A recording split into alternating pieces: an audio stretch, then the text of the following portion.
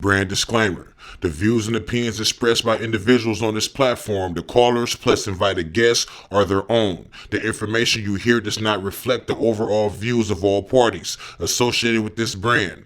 We encourage everyone to research all things heard live or via archive for edification purposes. Discretion is advised.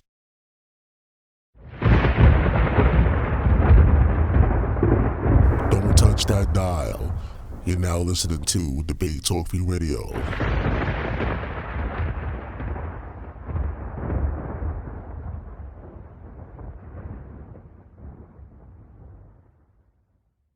Help keep the show on the air. If you want to help, you can send your donation through PayPal. The email is debatetalkforyou@gmail.com or through Cash App, $Sal Showtime. Thanks for your support. But Rabbi Lewis, man, what's going on with your fam? Listen, man, I'm glad that you made it. You're here, and I know you have like a new book out there, right? Oh yeah, well said, brother. Shabbat shalom. My name is Rabbi Lewis. You've heard of me from debate from Television Debate League or the Shield Squad show. I've been on there multiple times. It's an honor to be on the panel. How you doing? How you keeping it safe, bro? Big bro Sal? Yeah, man. You know, everything's getting better in New York City, man. It's not the same a few months ago. don't they just set up a checkpoint? Isn't there like checkpoint the coronavirus test? Nah, man. Nah, bro, it's not like that. Nah, I mean, actually, everything is clearing up. People just wearing their masks now when they're wearing their, gloves, stuff like that. But, people in Florida, they got to, stepped up over there in Texas, over there. That's what's getting crazy right. at. But New York is actually it's getting a lot better with the coronavirus out here. You know what I mean? Okay, good, where bro. you at? Oh, you in New York, right? Are you in New York? Yeah, I'm in Long Island, though. Oh, you're in Long Island. Okay, all right. So how is it out there in Long Island when it comes to the coronavirus? Yeah, it's good, bro. It's good. Yeah, it's all right. I mean, you got to wear a mask everywhere, bro. Yeah. Oh, so you're in a nice neighborhood over there. yeah. You're in a good neighborhood, huh? Yeah, right. Yeah, definitely. Yeah, I just I just wrote a new book called Crucifixion, the Jesus Down the Cross, History of Fabrication. You can check it out on Amazon. Just tell my name Rabbi Lewis, you can find it. Debunking the crucifixion story. All right. That's good. So you know what? When you get a chance, send me those links. I can leave it in the description box for those who want to get easy access to your books and stuff like that. But Rabbi Lewis, you've been on a couple of different platforms, and that's one of the subjects I want to bring up too, because as you already know, we have a lot of different debate leagues now out here. We have the Lions Den Debate League. I think Black Jesus Minister got his own league as well. Of course, we have Solar Vision. Shout out to our brother James, and all of these different debate platforms out here. They have different things going on. Tell me, what's your experience when it comes to some of these debate leagues? Because there's a lot of different opinions when it comes to some of these debate leagues.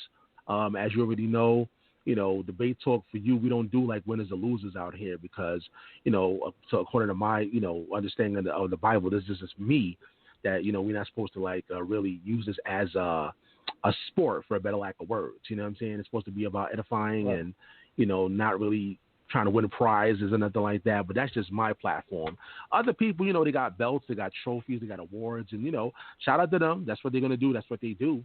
But, we don't do that over here at Debate Talk for You. Pretty much it's just more about the information. We leave it up to the people to, study, and hopefully they get the truth out here. What do you feel when it comes to some of these platforms that you've been on? Talk about it. Yeah, definitely. I'll go way back, man, to the Uncle Keck show. You know Uncle Keck, right, from the Ahmayan Squad? Yeah, I know Architect, yeah. Mm-hmm. Yeah, we go way back, Architect, man. Go way back. This is Uncle Keck from the Ahmayan Squad. Mm-hmm. Right. Yeah, we go way back, man. This is like 2009, man, with the Nikki Love show. And you know Nikki Love, right? Sister Nikki Love? Actually, no, but good. It's okay. You don't know Nikki Love? Oh, okay. She had her own Nikki Love show. That was back. Mm-hmm. Yeah, Nikki Love. Yeah, you know Nikki Love? Nah, I don't know Nikki Love, man. Now, what is she about? What does she do? She Hebrew? Nah. She Black Power. She African Black Power. But okay. I go way back. It's about 2009 when Unc had his own show. Mm-hmm. Me, Unc, and Gozy. Guys in Gozy, but then Gozy. Yeah, I know Gozy, right? Yeah, Brother Ngozi, a couple other brothers used to hang out all the time. So I go way back in the days, back in 2009, when the Uncle Tech show, the Ahmayan Squad show. I used to be on there all the time. I was practically a member of the Ahmayan Squad, so I go way back. So I've been debating for a while. Okay. And like I said, family, you have a lot of callers out there. Just press number 1 if you're already on the phone lines. If not, the number is 563-999-3674. I guess what my question is, being that you, first of all, what are you? Well, let people know what your spiritual denomination is before I ask you this question. Yeah, definitely, brothers and sisters. Yeah, I'm a Shia Muslim. I'm a Muslim from the Shia sect. All right, so you are Muslim. Okay, cool. Yeah, from the Shia sect. From the Shia. All right, I got you. So, I mean, you call yourself Rabbi Lewis, right? Rabbi. You're a rabbi. Yeah, my name is Teacher. Rabbi. Yeah, that's funny. Right. So, I mean, what's your opinion when it comes to, because that's the big controversy now. Like, I get a lot of phone calls about whether should we be, like, giving awards, or should we be, giving some kind of, money or awards when it comes to these kind of biblical, spiritual opinion? Like, is that something that should be done when it comes to these platforms? And I understand it's a draw. Like, people want to be, and they want to be known. They want to be, listen, I won this debate and it's on record. Like, okay, I won. They want that validation. Like, listen, I'm the champion. I beat this person. I get, we get that. But at the same time, reading the scriptures and understanding the scriptures, it tells you, we shouldn't have vainglory, stuff like that. Well, I don't know. Do you subscribe to those type of things? What's your particular opinion on that? Should the people be rewarded or recognized when it comes to these debate platforms? The 773, I see you. I'm going to bring you in a minute. Go ahead, Rabbi. Yeah, definitely. I'm a professional stock investor and millionaire mentor. I read multiple books on the stock market and social media marketing. I see from the perspective of a social media marketing guy like myself, I specialize in social media marketing. That's definitely a plus, a positive thing. Like, I'm a member of Soul Vision Debate League, where they give out trophies, and we have voters, and it's a real debate league, you know what I mean? So I think it's a beautiful thing. I think it's a good thing. All right. I'm going to bring 773 in. Once again, the phone lines is open, family. It's an open mic show right here on Debate Talk Radio. I'm expecting some more special guests to join us.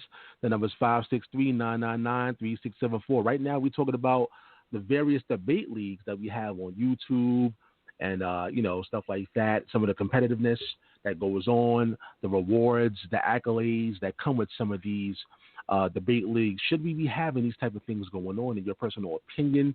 I want to hear from you guys. The number is 563-999-3674. Let's go to 773. You're live on Debate Talk for you. Who am I speaking to? Peace. What's up, Sal? This Bleedo. Hey, Bleedo, what's going on, fam? How you feeling, man? I feel good, man. My bad about Monday, man. I totally forgot. I had some stuff going on, so my bad. I wasn't able to call in on Monday.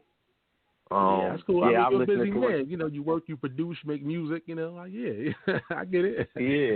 Yeah. Nah, I just want to make sure, if I commit to something, I want to make sure that I'm able to do it. My word is all I pretty much got, moving forward. So I just wanted to chime in. I listened to what y'all talking about now as far as the debate leagues and things of that nature. As I stepped away from debating a little bit of time, and as I hit you up, I told you I was ready to debate. Hit a couple other people up and told them I wanted to debate, but me, I'm not really one to join the league, man. like I just, I don't like the whole, and don't get me wrong, when people debate, most of the time they're gonna feel as if they won. It's like, I used to debate on your platform, and we used to have the Facebook groups and all that, and people be like, you lost or you won and things of that nature. You know what I mean? But I feel like, kind of similar to what you're saying, and the reason why I believe your platform, in my opinion, is respected, and why it's always been respected as one of the top platforms, is because there's no judging and no, winners and losers. At the end of the day, it's about the information that one brings forth. And, you're not going to win the audience of everybody. Just like battle rap, in a sense. A battle rapper got his fans, and they going to feel he won, the other person going to feel they won. But at the end of the day, it's like, hey, these are two different perspectives, and, this is one angle of it, or this is one aspect of the, the perspective of the debate, and this is another one, you know what I mean? And whichever one that makes more sense to you is it's pretty much who you're going to feel won or lost or whatever. But there's a lot of times, even with a lot of different doctrines, a lot of people have never even heard another side. You know what I mean? So just to be able to, hear a debate where there's another side that somebody may not ever heard of, and being able to go back and study the information, and I think that's pretty much what it's all about. But as far as like, being in a league and tournaments and, and debating the Bible and saying that I'm the champion and all this and that, again, I do believe that is vainglory. And that's something that reason why I never really joined a lot of leagues, because I really ain't about that. Yeah, I agree with you, man. I mean, Rabbi Lewis, you're hearing what Bleedo was saying. Like I said, that's why we don't do it that way. Actually, there was one point, Bleedo, where I had a belt lined up and all of that stuff. This was like 2014, 2013. I was actually going to do those type of things, but I prayed on it. I got some, went to some elders and some people when it comes to the Bible, and I actually got some deep prayer and deep thought about it. I was like, you know what? No, I'm not going to do that, man. You know what I'm saying? So I was having this idea from like way back then, like 2014 and stuff like that. As a matter of fact, I put it out there on social media. I was like, yo, who you think is the champion and stuff? Back then at that time. Yeah. But then when I really thought about it and did some research and scripture reading, that's not the direction, biblically speaking, that we should go, in my personal opinion, and according to the scriptures, when it comes to competing. But, to each his own with everybody else. Listen, if you're not a Bible believer and you have your league and you're doing your thing, by all means, do what you got to do. You know what I mean? Because, exactly. some people, but at the end of the day, too, you got to question those people that go over there that represent the scriptures, though. Like, and they probably aware of this stuff. Like, how do you feel about that, Rabbi Lewis? People that actually know about the vainglory scriptures and how we shouldn't be doing certain things for competition and things of that nature. How do you feel about that, Rabbi Lewis? Well, I'm a social media marketing guy. Again, I specialize in social media marketing. That's what I do for a living. I'm a student of Tal Lopez and Alex Murr, PhD. When Alex Murr, he started a company called Zeusk. It's like a dating website. He sold it for like $300 million, I think, right? He's a multimillionaire. My mentor, Tal Lopez, just acquired Dress Barn, the company Dress Barn. He just acquired another store. It's like a sports center store. It's like a sports store. Like, you ever heard of Dick's? Like Dick's Sporting Goods? Yeah, I heard about that. Yeah, so when Alex Murr started social media marketing, people, when he said he had an app, they thought he was talking about like an appetizer. Like you go to a restaurant and get appetizers, like, before you eat your main meal. Like, people, when he was talking about apps, people thought he was talking about appetizers at a restaurant or something. Like, he was way beyond his time. So what I'm saying is, it's like Tal Lopez, my teacher, mentor, Tal Lopez, who's a multi-millionaire investor. He started doing incentives. Like, he started doing giveaways. Like, he would give away cars and give away money, like stuff like that. Give away iPhones, and it helped his brand. It helped build his brand. You know what I mean? So as far as trophies and stuff like that, it would definitely build your brand. You know what I mean? As a brand, Debate Talk for you is a brand, right? I think you would agree. You have a brand. So like I said, he used to give away like iPhones and cars, stuff like that, and it built his brand. It attracted a lot of followers. You know what I mean? When we specialize in stuff like that, drawing attention to company websites. So yeah, I think it's a positive thing. Giving things away and stuff like that definitely builds brands. Yeah, but when it comes to the leagues, though, are you in agreement that they should give awards, trophies, money, and certain accolades? You feel like, I understand on a marketing standpoint, like where you're coming from. Yeah, on a marketing standpoint, I hear you. I get that. You know what I mean? But being spiritually inclined, though, should we go there in that way? From a marketing standpoint, like I said, by all means, do what you got to do to grow your brand. And some people are willing to go to certain extents to get that recognition and popularity. But from a spiritual standpoint, Bleedo, should we do those type of things? Okay. Yeah, I understand where he's coming from as far as marketing as well. As far as like marketing the brand and from that aspect or that angle, I can get it. Why you would do things like that. But one that's spiritual, one that's in spirit. They really don't care about the carnality of things, of like trophies and things of that nature. It means nothing. Like I said, it's all carnal. And even when you look at the scriptures, you know what I mean, even though I'm a metaphysician and I don't take the text literal in the sense, but you can see where Israel built a golden calf, you know what I mean, and things of that nature. So that golden calf could be looked at as a trophy or looked at as, you know what I mean, award or whatever it may be, you know what I mean. But at the same time, we just supposed to keep our mindset on the Most High and teach the truth of the text or whatever.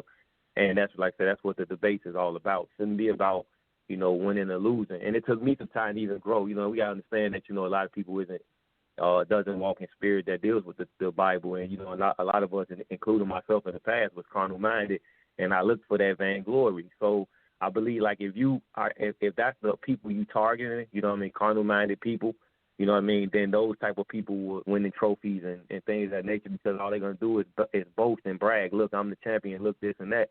And none of that has anything to do with the Creator. None of that has anything to do with God, because it's all about yourself. You know what I mean? And I think that, in my opinion, that's where, you know, with you not going in that angle, in that direction, I think that's, in my opinion, and why I respect your brand more than I respect a lot of other brands. You know what I mean? And not to take out any other brand, because I would debate on any league. You know what I mean? But I'm not trying to win the championship. I'm not there for that. I'm only there to show another side to, you know, or another argument to you know what I'm saying, on the topic, you know, and that'd be my whole purpose. But as far as like what he's saying, as far as marketing, I guess, you know, if you're starting off and you're trying to build up a brand to give, you know, listeners and get people to follow you, you know what I mean, I guess you got to do what you got to do in order to create that platform in order for you to try to be successful, you know what I mean? So I can see his angle, but, you know, I'll probably just don't agree with it, that's all. Yeah. And, you know, listen, let me be honest with you guys. Like, people are reaching out to me behind the scenes, wanting me to do what these other platforms are doing because it's working for them. You know what I'm saying? Like, Debate Talk for You is taking a hit because people want that I'm the champion type of validation. You follow what I'm saying? Like, they really want that. And I'm just like, you know, speaking to people, I'm like, you know, I hear you, I get it, but I got to stand by what I believe when it comes to, you know, what the scriptures is saying when it comes to that. You know, I'm not going to put out a belt or, you know, that's something I don't want to do. And even when it comes to judges and stuff like that, should we have judges when it comes to some of these debates and stuff like that? What do you feel about that, Bleedo? So, like, having judges. Well, you know, I feel like, I mean, if that was an angle that you wanted, you know, if that's something that you wanted to try out, I don't, you know, think it'd be a bad idea. But again, you know, you're picking winners and losers, so you know you're gonna have somebody that's gonna feel high at the debate and somebody that's gonna feel low at the debate. So it's like, you know, you still have to deal with that aspect of it. If it's basically about information, then there's really no winners or no losers, regardless of, you know, what a person may feel. Again, you know, if I debate, you know, let's just say, I throw a name out there, somebody from the Israel of God, I throw that out there, and, you know, they got a following, and I debate them and I put a different argument against them, I'm not going to pretty much change any of the, you know, the way that they think. So at the end of the day, they're going to feel like the person that I'm debating, you know what I mean? So then if you do, you know, judges or call-ins and things of that nature, you know, and I think I dealt with that a lot of times when I was debating. A lot of the callers would call in and be like, oh, Bleedo, you lost, or, you know, Bleedo, you lost this and that, you know, and everybody's entitled to their opinion. But, you know, like I say, I don't know if, you know, you got to think about that. If you do have judges, then you got to deal with the, you know, the things of somebody winning and losing, you know what I mean? And then if you go that angle with the winners and losers, then, you know, what good is it? You know, like, now you might as well just do a whole, you know, league in the sense of wins and losses mean something. All right, once again, the number is 563-999-3674. Hey, Black Jesus Minister, I'm interacting with him on social media. Listen, call the show, man. Call us. And you're a debate league person, not debate league, but you have your own league. So you'd be the perfect person to speak on this particular topic. The number is 563-999-3674. And, you know, we're interacting, and everybody know when it comes to Brother Josh on his platform, a lot of people consider Brother Josh the top person or champion on this platform. But the difference is that was the people voting. You know what I mean? Like, it was a vote poll, and like I said, it's 2014. Way back then, the people actually voted Josh the champion on this particular platform. And ever since then, though, it was like, okay, we're not going to do that anymore. We just left it at that. It wasn't like every year, okay, who's the champion? Who's the top? You know, just trying to see who's the champion or for every year. Like I said, when I thought about that, I was like, you know what, I'm not going to do that anymore, and stray from that direction. So I understand, but call in, brother. 563-999-3674. Rabbi Lewis, anything that you want to? You got that, Bleedo. Hey, can I say something real quick on that, Sal? I think with the Josh situation, I think that even with him being considered the people's champ, a lot of people wanted to debate Josh. You know what I mean? So when it came to debate talk for you, and even when I first came on the scene, it's like I wanted to debate Josh. So I'm sure Josh got called out by most of the people that wanted to debate. You know what I mean? So that, in a sense, will make him, like the people's champ, because he was one of the ones that on your platform that most people wanted to debate. So I don't think that there was nothing wrong in him being that in that sense, and he carried himself in a way as well. It's not like he was, he was kind of boastful a little bit, but he still carried himself, in a way where, he always paid homage to the creator over himself. So it's like, I didn't see nothing wrong with that at the time I did, but now me looking back, it's like, hey, everybody wanted to debate him. It's not like, he was calling out people. It was like he would debate and he would, win in a sense or whatever you want to call it, or, have a good argument. So then the next person wanted to debate him. Then the next person wanted to debate him. The next person, you know what I'm saying? So when you get challenged so much, it's like, well, hey, then when you think about debate talk for you, you always would think about Josh, because he was the one that was, over here that was pretty much debating that everybody wanted to debate. So, I just wanted to add that. Yeah, shout out to ABT, Brother Josh, Absolute Bible Truth. I mean, Brother Josh was here from season 1. You were here from season 1, Bleedo. A lot of people, Israel Doctrine, Zadok, you guys are the ones that helped build this platform to where it is, So I got to shout outs to you, Bleedo. You one of the original debate talk for you people. Appreciate you know what I mean? So, I wouldn't be here if it wasn't for you guys.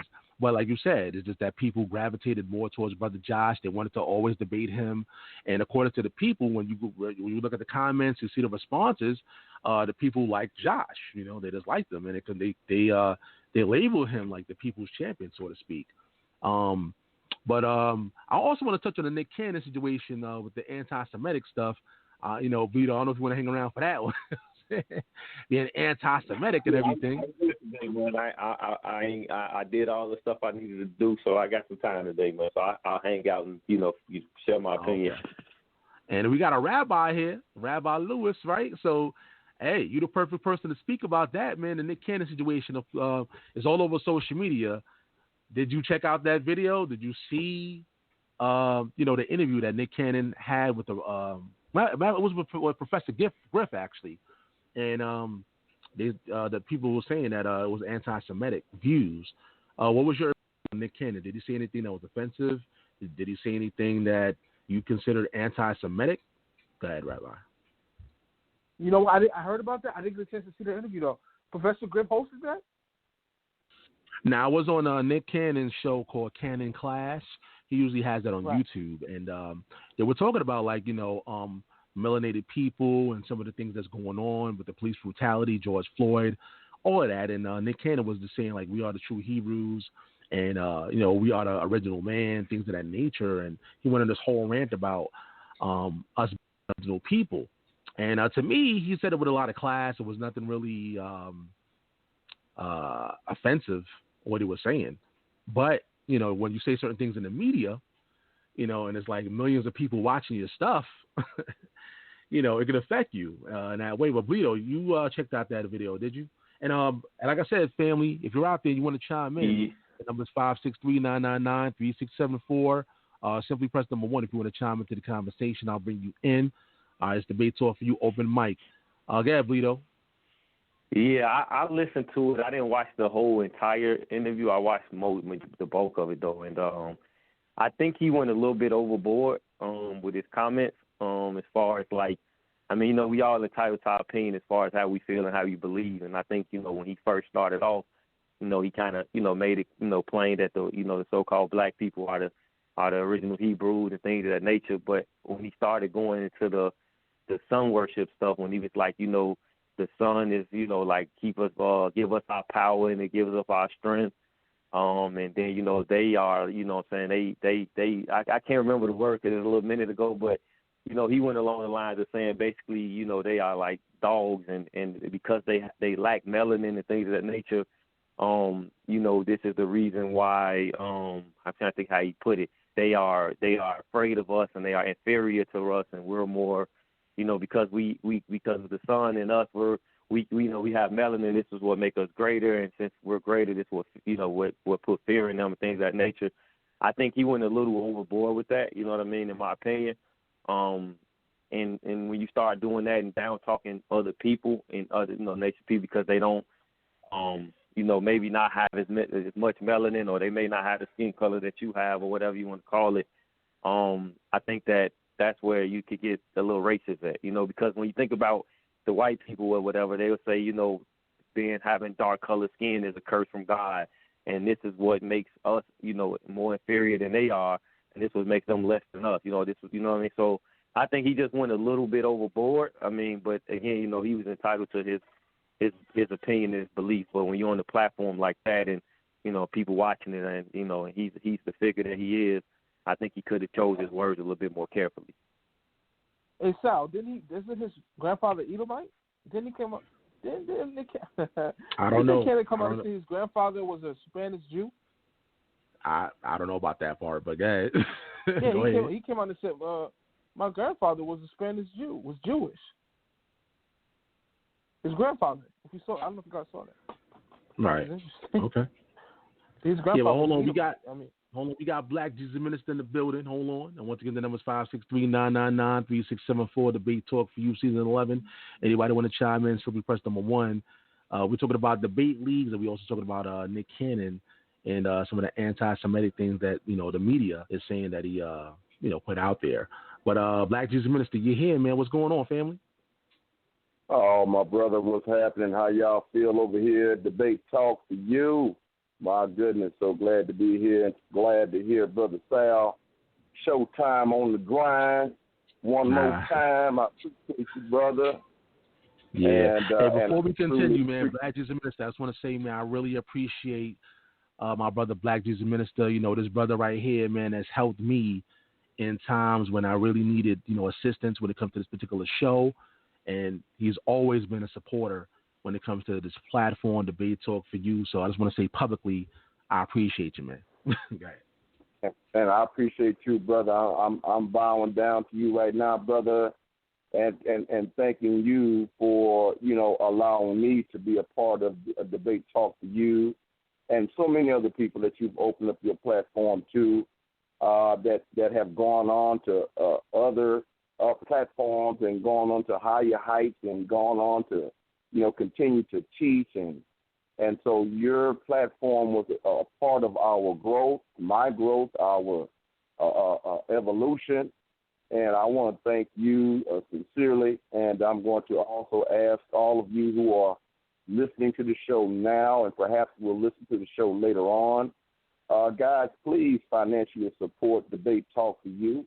Support our dear brother, Sal Showtime, and this platform has been a long time a gem among the conscious community, and I think it's high time that we continue to show Brother Sal some love and let him know that he is important and still relevant in the black community and the black conscious community.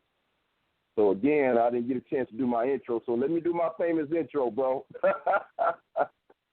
This is your boy, Black Jesus Minister, the Ecclesiastes 3 Christian, balling and crawling, swinging and banging, my goodness, by any means necessary, the planetary worldwide web debate champion, oh my goodness, Black Jesus Minister. My goodness. Glad to be here and thanks for that, bro.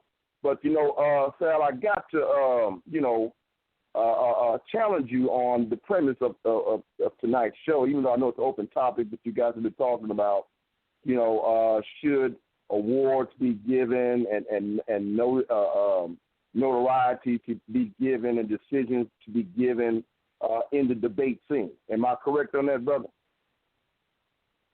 You're absolutely correct, man. You got the floor, brother. Okay. All right. Appreciate you. Now, I have to differ with you, number one, because you and Debate Talk for You, even though you say, that Brother ABT Josh was the people's champion, kind of the people's choice, but your platform, you and your platform did promote this brother and acknowledge this brother directly and indirectly as the champion of Debate Talk for You. That was one of the reasons. That's not the only reason, but that's one of the reasons why so many people was trying to come at Josh. And that's not a negative statement. I mean, if anybody's going to join a debate league or going to be a debater, you want to debate the best because it makes you better. You know what I'm saying? And then ultimately, if you're challenging someone's a doctrine and their belief system, definitely you want the best. And so I do understand where you're coming from, because I know that people can take things the wrong way and the right thing can go in the wrong direction. So I understand, and I'm not critical of your position about not having titles and a winner versus a loser. I'm not overly critical of that at all. That's just another option. But I do think one of the weaknesses would be that it leaves people still confused on a particular topic or a debate discussion, okay, or the debate topic. I'm not saying that the people can't take the information and can't synthesize and then come up with their own conclusion about who they want to go with, because that's what people do, okay? But, again, I have been on platforms where the judging can be extremely biased. So definitely, consuming the information for yourself and making a decision individually about who you think won is paramount, and that is the most important. But I also believe that a platform that decides who a winner and a loser is kind of helps to some degree, a great degree, people to distinguish what is right and what is wrong, and who's correct and who's not correct, to bring about more truth, to reveal more truth to the people, to edify their understanding, because that's the main problem is that we have a lot of information, because we live here in the information age. The challenge is disseminating what information is true and what information is false, okay? So that's why I feel that having a decision to be made in debate scenes are important. And yes, I have lost debates, and I've lost because I lost, and I've lost some debates because of bias, okay? But I continue. But my mission was not, and I believe the majority of most debaters, they're not debating because vainglory, or I want to be this big person. I believe people believe what they really believe, okay? And then therefore, if they really believe that, then their intention is to defend what they believe. I believe that's the first paradigm why most people debate, okay? And sometimes, you can get in these debates and they can get pretty heated because people are really vested in what they believe. They really believe it, okay? And so I believe that, decisions and having winners and losers can help bring clarity. And I'm not going to be long because there's some other things I want to say, but I'm going to let you bring in some other people, so I won't hog up the show. But and I'm glad did I hear you admit that you did promote Josh as the champion of DT for You? Did I hear you say that, brother? As far as promotion, once the people, because like I said, back in 2013-14, we put a poll out there, and we asked the people, like, who is the champion when it comes to Debate Talk for You? And the votes came in, and actually, it was Brother Josh unanimously and unanimously. And ever since then, we ran with that, like, okay, he's the champion. So, Okay. So now what is, okay, so how do you, since you acknowledge that, so So is that something that you think that you're going to refrain from doing in the future? That you're not going to take a poll and have anyone considered to be champion at all, or do you think that's what I'm saying? Okay. Sorry about that. Yeah, I'll let you finish. Yeah. I'm done. Oh, yeah, that's what I was saying. I was saying earlier, I don't know if you missed that part of the show, I was saying, like, after doing that, I thought about it. I went to some people, some elders, that really advised me on doing stuff like that, how to move forward. And they actually advised me not to do that because they were letting me know, showing me scriptures in the Bible saying that, that's considered like vainglory, having different champions every year, stuff like that. So ever since then, I kind of like stopped trying to like do those kind of things. And, who's the champion this year? Like every year, So basically I was advised from biblical scholars and people that really study the scriptures when it came to this particular program. And I was like, you know what? I like to listen to my elders, listen to people that really into the Bible and scriptures and stuff like that. And I was like, you know what? I'm going to take that information and I'm going to stop. The people already considered Josh the champion anyway at that particular time. So, 408, I see you pressing number 1. I'm going to get to you. And once again, the number is 563-999-3674. Black Jesus Minister, yeah, you can say certain things, and I'm go to the rest of the panel and share the mic. But go ahead, Black Jesus Minister. Yeah. Yeah. Okay. Well, yeah, y'all can holler at your boy and subscribe to my YouTube channel at Black Jesus Radio, all one word. Black Jesus Radio. Go there and subscribe, brothers and sisters. And again, Brother Sal, I don't know if you're going to put me on hold or if I need to call back. There's some other things I want to say. You can stay, man. You can stay with us, brothers. Okay. You can stay. I'm just saying I'm going to share the mic. Okay. I don't want you to go nowhere. Yeah. I want you to promote your platform. Right. I need the links to your platform, too, so I can let people know. Go to the link and check out your debate league, stuff like that. As a matter of fact, before I go to the rest of the panel, tell people about your debate league right now, what it's all about. Yeah. Well, right now, Black Jesus Radio debates. Black Jesus Radio debates, brothers and sisters. We're kind of on hiatus and on pause right now. I'm trying to, for the most part, I still do, discussions. I still do debates, and most of you guys, if some of you have been following me to some degree, my main debate platform is over there at the House of Consciousness with Sarnetta and Sonetta Debates. And your brother, Black Jesus Minister, the Ecclesiastes 3 Christian, is the reigning champion, debate champion of Sarnetta Debates. And I also self-proclaim to be the champion of the conscious community because Brother Sarnetta has, I've challenged others who I have not debated. I'm talking about some of the world-class, big-time debaters over there or whatever. And everybody's running from your boy, Black Jesus Minister, just like ABT Josh ran from Black Jesus Minister. And so y'all go there and subscribe. And you go to my Facebook page, y'all, at George Blanche, George Blanche, Blanche. Y'all can holler at a brother. You can call a brother. You can send me a direct message right there on Facebook, and you can ask me a question. You can challenge anything. Ask me a question. Look, I'm accessible, y'all. I am accessible.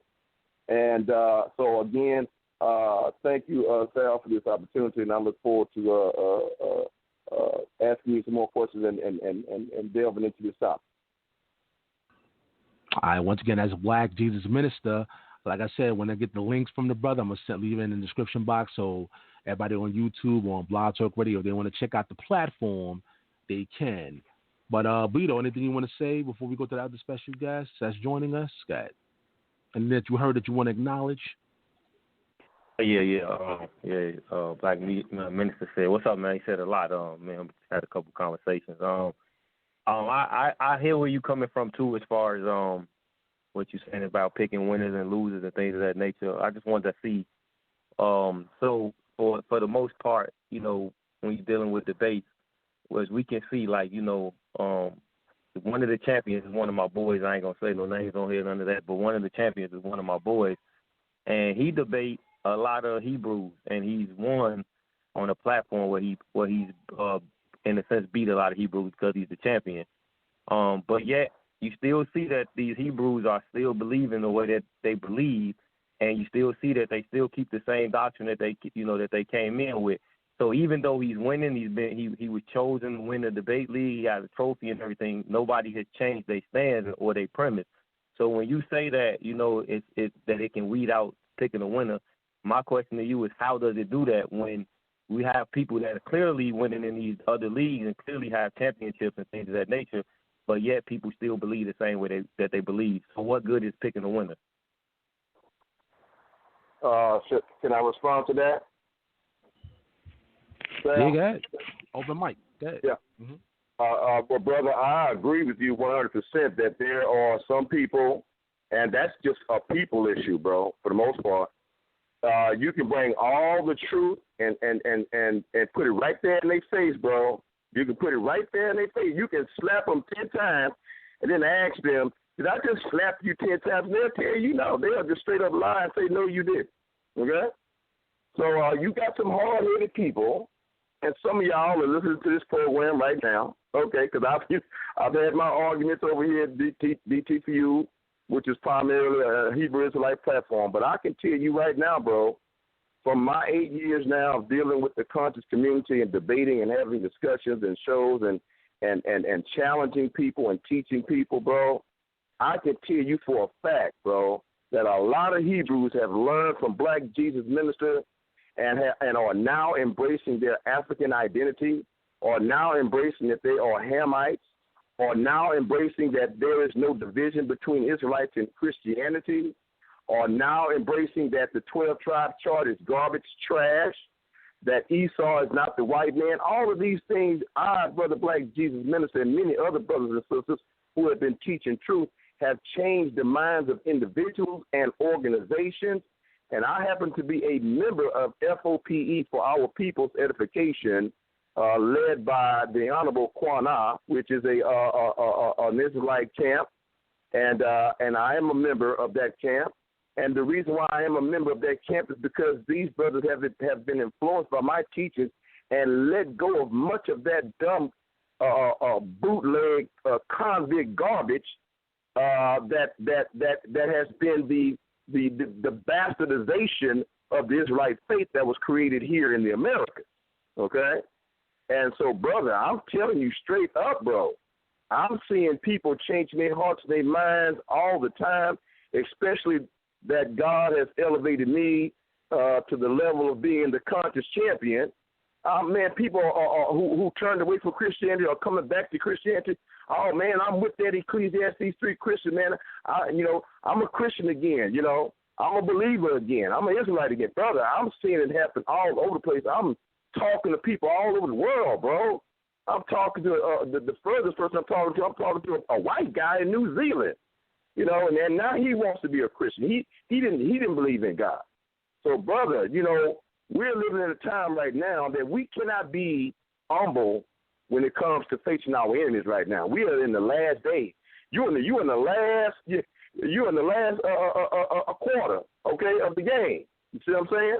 We're in the last few minutes of the game right now. We're in the last day. We don't have time to be humble anymore. We don't have time to be quiet now. We got to speak up. We got to stand up. And sometimes we got to conduct spiritual warfare, and we got to kick some ASS, bro, straight up. We got to be just like David. Goliath came out there and said, who's going to come out here and kick my butt? Who's going to take me on? Okay? And David went out there like a lion, and he wasn't a little boy. He wasn't quiet. He wasn't humble. And when he went out there, he did what he had to do, and they cut his head off, and all Israel celebrated. Okay? So we are at war. We are in the last days. The enemy is trying to steal, kill, and destroy more worse than he has ever done, because he knows that his time is short. And we as believers, we got to be about our Father's business, and it's time for us to go in to warrior mode according to Ecclesiastes 3, bro. So thank you for allowing me to respond to that. All right, family, it's the open mic show right here on Debate Talk Radio on Blog Talk. The number is 563-999-3674. That's 563-999-3674. I see two other people pressing number 1. I'm going to bring you guys in. But again, family, if you want to chime into the show, simply dial that number. You can call in via phone, via Skype, via Google Voice. That's a free app, Google Voice. You can call in. Just because some servers, for some reason, if you have a T-Mobile phone, sometimes it doesn't allow you to call in. So if you download Google Voice, that's a free app that allows you to call into the show. So again, the number is 563-999-3674. Let me take some of the callers. Let's go 408. 408, you're live. 408. All right. Hey, guys, how you doing today? I'm doing pretty good. Good. Let me put this microphone on real quick because I don't think it's really coming through that great on this way. So let me try it this way real fast. All right. Is that better? You good? Okay, cool. Yeah, the Spirit was God, the Yahweh. He made himself real to me, where I could, where I have this spiritual insight now. But when I first got this, I was like, I was kind of like doing things, and God was showing me that, you got to humble yourself. Otherwise, you're going to keep messing up, You got to humble yourself. And I was like, I am. But I really wasn't. Because what he was showing me is that I was judging all the stuff that comes out of man's mouth when, in fact, he was the one that was telling me, hey, look, I'm the one that's appraising the words you're listening to let you know if it's man talking or if, and I go, well, okay. All right, so I gotta humble myself, what I mean? So when I started humbling myself is when things started becoming a lot clearer, because after all, we're talking about the Word of God. It's a mirror that shows you yourself on the inside. So this isn't a joke. This is reality, It's like, it's a spiritual thing. So I'm thinking, wow, man. I even asked God a long time ago. I said, can they see me? I put my hand up like I was in front of somebody's face and I was doing a circular motion. I said, can they see me? He's like, they can't see you. They see your hand going in a circle, yeah, but they can't see you spiritually. They can't see past the flesh. I'm thinking, oh, that's why they talk like that. They listen to each other instead of listening to you like you're trying to help me to do. Listen to you instead of this stuff. So I was just like, wow, man. But when we get in the Word of God, I was like, God's just like, he just showed me, look, at Genesis chapter 1, verse 1. What does it say? In the beginning, God created the heaven and the earth. Cool. Well, there's more. You got to go to the book of Colossians chapter 2, verse 16. For by him were all things created that are in heaven and that are on the earth, or in the earth, visible and invisible, whether they be thrones or dominions or principalities or powers, all things were created by him and for him in the beginning. He says, I'm the Alpha and the Omega, the beginning, Genesis, and the end, Revelation. So when there was time, Genesis to Revelation, when there was time, God did something big time. And he did it one time when there was time. Because in him, it's eternal, you know what I'm saying? It's like you're walking in boundless and immeasurable love. So, that's right. Freedom. That's liberty in Christ. That's liberty. So you're just going to take your liberty and love him back. And through that love that you're able to love him back with, which is the love he loved you with, love other people and just keep it going. Just keep it going. Simple, right? I hear you, brother. I hear you. You know? Preach. I mean, yeah, man. I mean, hey, look, we got to tell people the truth in love, right? Because if we don't, then we're going to be doing all this noise making. God's going to be like, he ain't going to jump in front of you and say, no, I told you not to do that. No, he ain't going to do none of that. This is a knowing part, like when your kids are born, right? When your baby just comes out in this world, you're like, man, that's my baby right there. And you get to put everything you want your baby to know. That's your responsibility. So you put everything you want your baby to know because, this baby is going to get a mind of its own someday. It's going to be like, acting like this. And you're going to go, oh, no, you got to teach your baby the difference between right and wrong. Mm-hmm. Right. Because that baby, when that baby gets to be responsible for its own actions, it has to stand up in this world, man. You can't put the baby on the sand and expect to stand up and lie, beat it up and everything. You got to put your baby on the rock, sucker. Okay. Oh, did you say sucker? Don't say sucker on the radio. Don't do it like that. All right. Okay. Feel you, man. No worries, man. Hey, brother. Hey, listen, man. I appreciate you, man, putting that information out there, man. Definitely, man. And, of course, keep on walking that walk, man. You know what I mean? Hold on 1 second. We got 323 on the line at 843. I see you. Once again, it's an open mic. 563-999-3674. We're taking all callers. Just keep it clean, keep it professional. Again, we're talking about some of the debate leagues. We also talked about Nick Cannon and, you know, some of the allegations that he was saying some things that were anti-Semitic. But hold on, let's go to 323. You're live. Got it. Hey, shalom, Sal. Hey, what's going on, fam? What's up, Ahmayan? How you feeling? Hello, can you hear me? Yeah, you loud and clear. What's going on, man? Hey, shalom, Sal, shalom to all of the guys on the panel.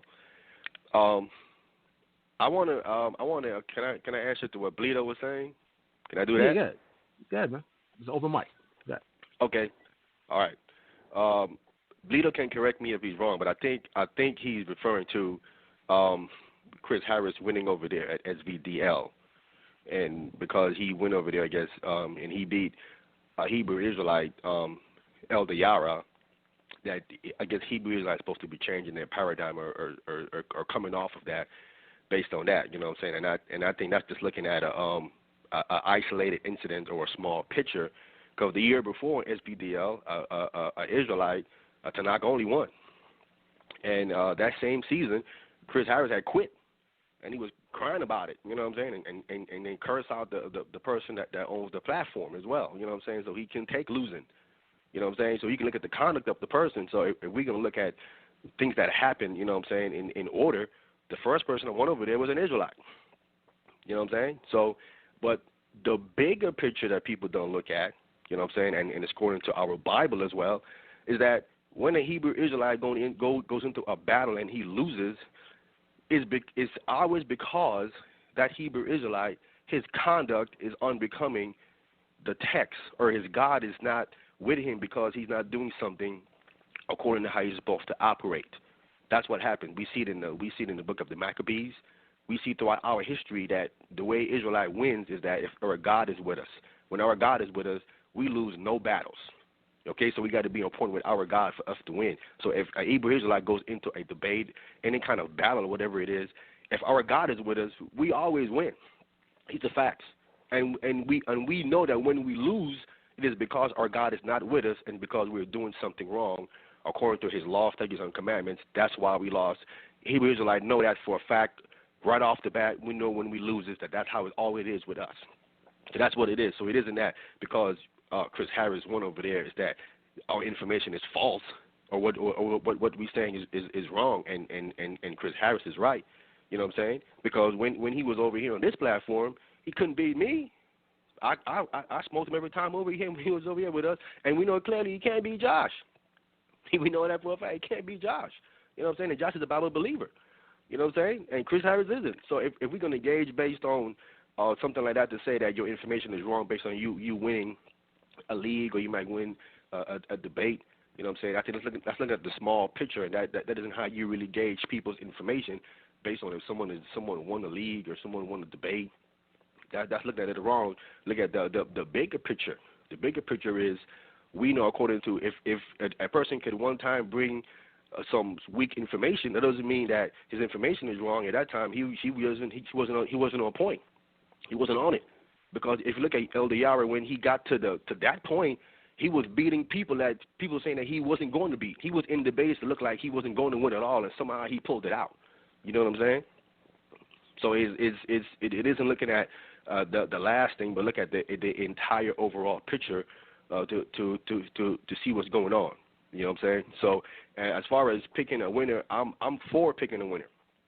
I'm for picking a winner.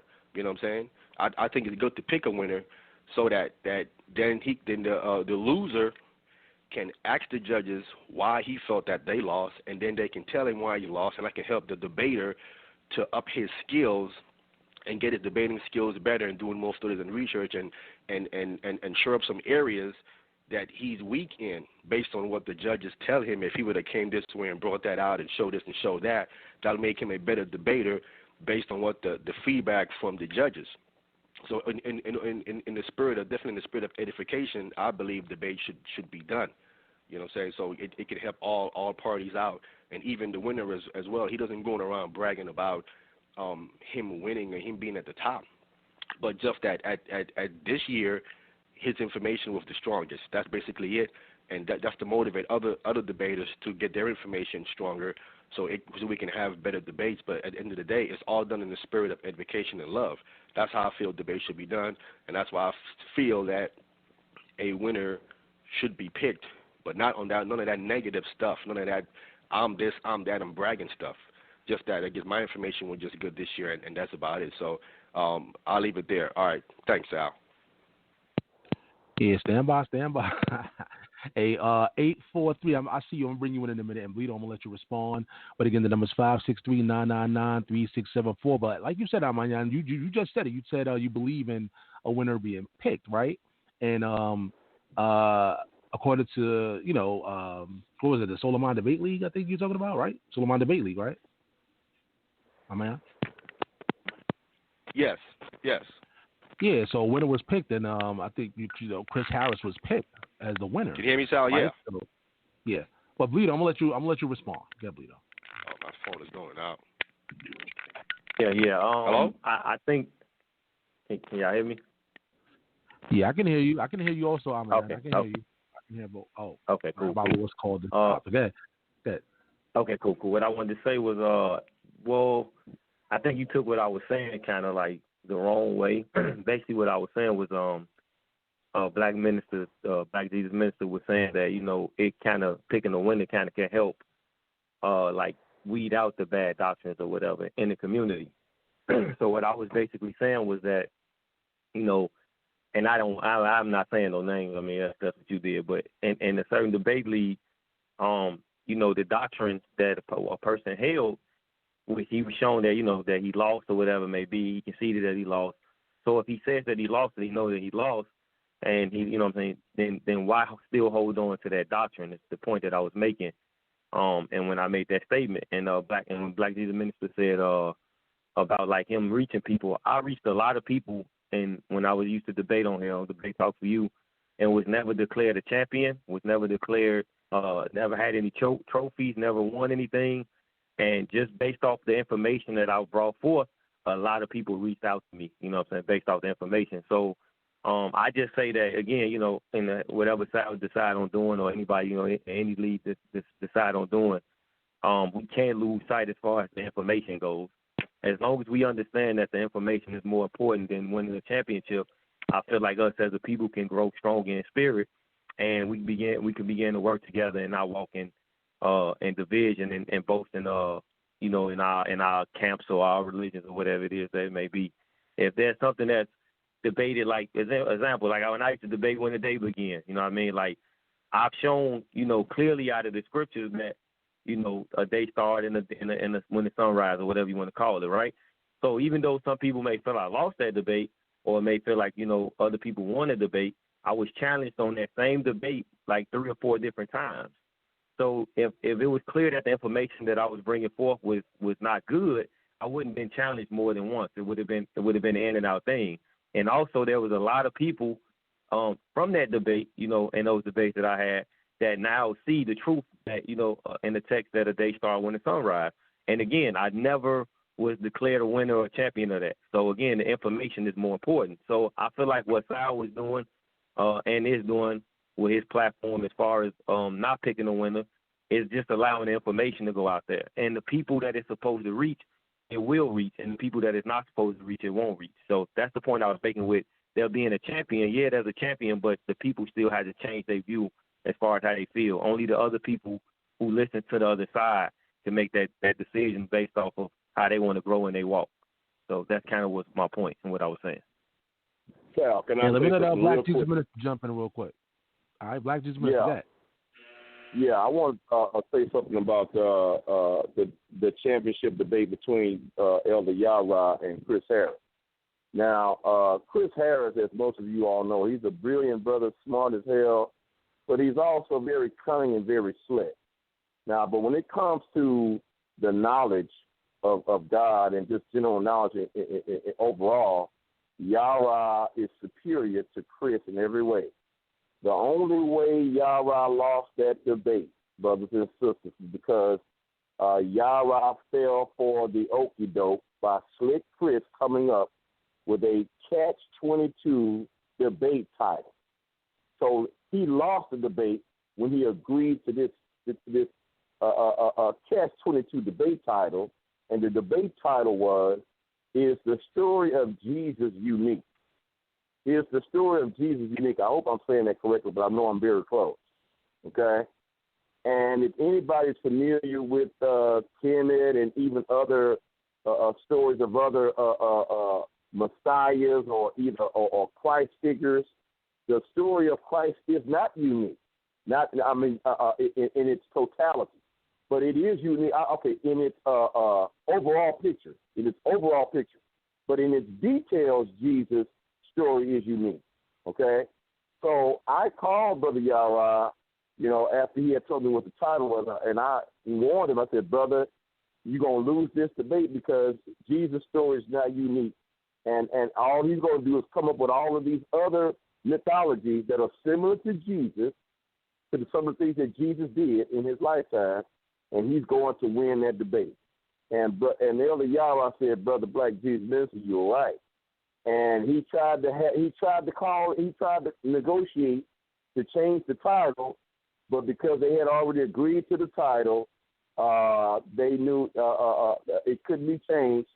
He and I both knew to some degree it was going to be a losing battle, and he lost that debate according to Chris being very slick and astute by trying to winning the debate by choosing a tricky Catch-22 debate topic and title. Okay? So that's the only way Chris Harris won that debate, y'all. Okay? I just wanted to make sure y'all understand that. And so that was a tactic. People can do that. And Sal is very familiar with, the debaters. Before you have a debate, you have to decide on a title or what you're going to talk about. And doing that is very, very crucial in your strategy in a debate. So hats off to Chris Harris with that little slick-ass title and catching Brother Yara off guard, okay, and winning the debate. So he won the debate, but he didn't win the debate on his knowledge and his skills and his information. I get it. Ahmayan, you want to respond? And we got Zachary. I was speaking with him on the line. He says he's a white nationalist. He wanted to join the conversation. We're going to bring you in a minute, bro. All right, Ahmayan, go ahead. Go ahead, Ahmayan. All right, thank you, Sal. Because I believe that this is just my opinion. You know what I'm saying? I believe that the Jesus story is unique. There are unique elements about it that Yara could have targeted that those other stories that have things similar with the stories don't have. I think if he would have focused on just the elements on the Jesus story that no other story have, because it has stories, it has certain elements and stuff about it that these other stories just do not have. And if Yara would have focused on all those things and made his debate about those things that no other story has, because it has things that no other story has about it. If he'd have focused on those things, I think he would have won, because Chris could have not paralleled what he was bringing out based on any other previous paradigm before that. You know what I'm saying? That's how I felt he could have won the debate. In my opinion, I don't think it was that hard of a debate. Once you understand what those other things says and before Christ came, and you look at the Christ story, you just separate what's similar and what's not, and you bring those things out.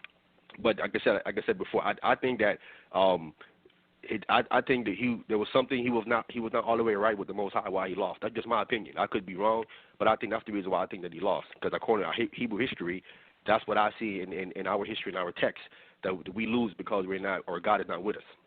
That's how I see it, and I'll leave it there. Oh wow, that's kind of deep. You're saying so every time somebody take a loss is because God is not with them when it comes to a debate? Yes, I think me personally, I'm talking about Hebrew Israelite. If you are a believer in the Most High God and His Son Jesus Christ, and you're standing up for their truth, because it's not your truth, you're bringing forth the Most High and Christ information, the truth. You're standing up for that, so you are a representative of them, presenting their truth and their information. If they're with you, and the Holy Spirit is guiding you in bringing this information out, you are not going to lose. In our history, I've never seen it never happen if He was with us, bringing it forth. We never lost if He was with us. But when He was not with us, that's when I saw that we lost. All right, Bleedo, I'm going to let you respond real quick, and after that, I'm going to go to my brother Zachary, the white nationalist. We're going to hear from that brother right here on Debate Talk for you. But go ahead, Bleedo. Yeah, no, that's cool. Yeah, you could bring them on in. I mean, that could be said about anything. If they lose, that God wasn't with them. I mean, anybody can kind of say that. But yeah, let's see what this other guy got to say. All right, family. Once again, it's open mic, and we only have like 43 minutes left in the air. We have 43 minutes left in the air. And once again, the number is 563-999-3674 right here on Blog Talk Radio, Debate Talk for you. Let's go to Zachary. What's going on, my brother? First of all, you know what is a white nationalist? Go ahead. So am I unmuted? You want to hear? You're live, man. You're live. Okay, so I think a white nationalist is a white man who wants to protect his culture, protect his people, and his identity without imposing anything on any other race. I'm not a white supremacist. I would consider it more like a white separatist. You could literally take the 10-point program of the original Black Panther Party and change that from black to white, and I would agree with that. I think that blacks, I'm sorry if that's not the word you prefer, but I think that blacks are deserved reparations. I think that blacks are deserved land, and I really think that we just can't live together, and we should, go our separate ways after we pay you our fair due. I do believe that you guys are owed something. Okay, let me let Black Jesus Minister get in this, man. You want to ask Zachary some questions? First time we have, Brother Zachary calling into the show, man. We appreciate you, man. It's an open mic conversation as well, so we like to hear all things. Well, Black Jesus Minister, go ahead, man. Anything you want to ask the brother? Go ahead. Yeah, well, he's a very unique white nationalist. I kind of like, most of what you said. I've never heard a white nationalist say that they agree to reparations to African Americans. So blessings to you, brother, for being bold enough to say that, because that is usually something very, very hard for our white brothers and sisters to admit and to say. Now, I would real quick before you go to another point. I don't mean to cut you off. I think like there's a weird misconception with like nationalism, especially whites. Usually, at least from the 80s to the recent late 2000s, white nationalism was not white nationalism. It was white supremacism. And I'm not a supremacist. Not at all. There are things that whites are better at. There are things that blacks are better at. So there's no supreme, in my opinion, there's no supreme race. But we do owe you labor. Any common sense person agrees that we owe you labor. That's point out the gate. We owe you labor. I like a lot of your leaders. Peace be upon Malcolm X. Peace be upon Huey Newton. I really hope God protects, Farrakhan, because they're really coming after him. So I like your leaders. But what I'm upset about is that CNN, Fox News, all these other, Jewish-ran organizations, they want to turn us against each other when I think we have more in common than we think. We need strong black men who love their people to talk to strong white men who love their people and come up with a solution, not these milquetoast white liberals who actually want to hijack your movement and make it some weird about queer rights and all this other stuff. Gotta keep it clean. Gotta keep it clean. Keep it clean with that. I'm very sorry. I'm very sorry. But I think that real white nationalists and black nationalists we're in the same game. We're in the same game. I agree that we owe you money and we owe you land. I'm fine with that. Just because I don't want you at my table doesn't mean I want you to starve, if that makes sense. So do you think that black people should have land here in the United States, or should they go back to Africa? So I think that you deserve land in America, but that's ultimately up to your people. That's ultimately up to your people. That's what you guys want to do. I think that you do deserve land in America, but if you guys want to leave, you can leave. I wouldn't say you have to leave. I think you deserve land. Okay.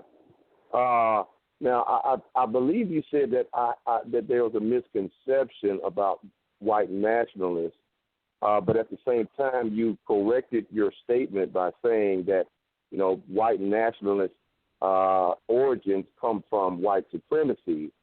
So yeah. I really was not. So you do acknowledge that we're coming from an acknowledgement, as you just stated, that white nationalism did come from white supremacy. So there's really no misconception. That's why I said to you, you know, that what you're saying is very unique, you know, as you proclaim to be a white nationalist. You understand what I'm saying? You know, and being in favor of reparations. Because do you agree that you are among a minority of white nationalists who agree that black people should be paid reparations? Do you agree to that?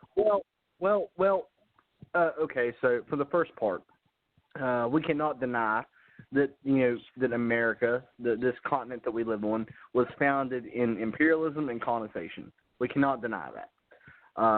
So the old white like it wasn't, to me, it wasn't even really white nationalism. It was like white separatism. No man is better than me on his base value of a man. Just because we have different food or culture or clothing does not make us better than one of another. I just think that, you know, people want to be ruled by people that they, you know, they identify with. So I will give you the fact that these old movements like the Ku Klux Klan and all this skinhead stuff, these were pretty much, you know, ignorant people who they don't even know why they hate black people. They just hate, and that's not nationalism. Nationalism is love for your own people, not hate for another. So I'm fine with giving you reparations, and I think that most young white nationalists, especially those who come up within the alt-right, are totally fine with it. We've seen white nationalism shift from like a weird living in a trailer kind of KKK thing to, you know, a more do what's good by your people type nationalism. I'm not a white nationalist because I hate you. I'm a white nationalist because I love me, if that makes sense. Yes, it does. All right. Hold on, guys. Once again, the number is 563-999-3674. I'm going to go to the rest of the panel. I'm going to go to Bleedo, and I'm going to go to Ahmayan. Once again, interesting conversations, man. It's an open mic. So, you know, any topic is on the table. You know, as long as it's clean and professional, of course. You know, that number 563-999-3674. Bleedo, you have a question for Zachary? Okay. Nah, not really. It's an interesting conversation. I don't really like when somebody say that we owe you or we should give you something, and say that they don't believe that somebody is superior and somebody is not superior. Yeah. Oh, the brother said people owe. You said white people owe black people. Oh, okay. We say white. He said they owe us. It sounded like he said. He sounded okay. I might have been him. Well, my apologies if I didn't hear him right, but I don't feel white people owe us anything. I was going to actually have a debate on reparations or something like that, but it never went through. But you know, I got my own views on that. I'd rather not really go too far into it because it'll turn to a debate on the channel. But I just say that I don't feel anybody owe us anything. It's 2020 now. We have the same opportunities as any other race in this country.